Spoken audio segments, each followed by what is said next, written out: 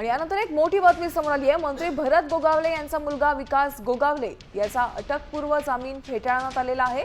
महाड नगर परिषदेच्या मतदानावेळी विकास गोगावलेंकडून राष्ट्रवादीच्या कार्यकर्त्यावर हल्ला करण्यात आला होता। याच प्रकरणी कोर्टाने जामीन फेटाळलाय। यावरून ठाकरे सेनेचे खासदार संजय राऊत यांनी हल्लाबोल केलाय। जामीन फेटाळल्यानंतरही गोगावलेंचा मुलगा फरार आहे, तर संजय राऊतांना काहीही माहित नाही, त्यांना रायगडमधील राजकारणातलं कळत नाही असं म्हणत भरत गोगावलेंनी हे आरोप फेटाळले।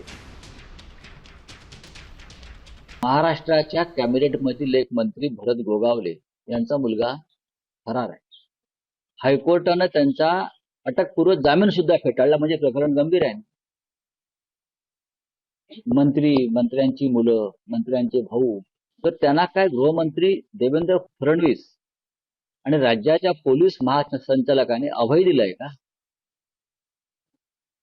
मंत्र्यांचा मुलगा फरार आहे आणि पोलिसांना सापडत नाही आणि त्याचा अँटिसिपेटरी बेल म्हणजे अटकपूर्व जामीन फेटाळला जातो तरी सापडत नाही।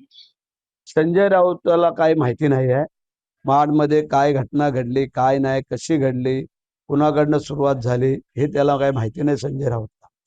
परंतु जे झालं ते झालं। सेशन कोर्टाने जामीन फेटाळला, हायकोर्टाने फेटाळला, आम्ही ते मान्य करतोय। आम्ही तो हायकोर्टाचा मान ठेवतोय, त्याबद्दल आमचं काही दुमत नाही।